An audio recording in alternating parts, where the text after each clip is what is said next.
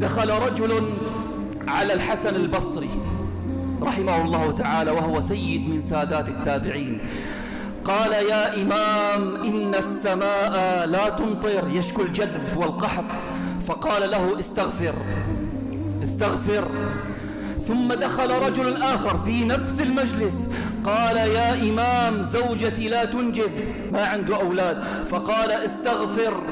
ثم دخل رجل آخر فقال: يا إمام، يا إمام، أنا فقير، يشكو الفقر وقلة الحال. فقال: استغفر.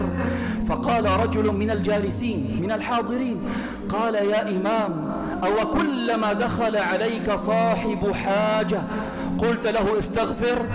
فقال له الحسن البصري رحمه الله تعالى: ألم تسمع قوله تعالى: فقلت استغفروا ربكم إنه كان غفارا يرسل السماء عليكم مدرارا ويمددكم بأموال وبنين ويجعل لكم جنات ويجعل لكم أنهارا.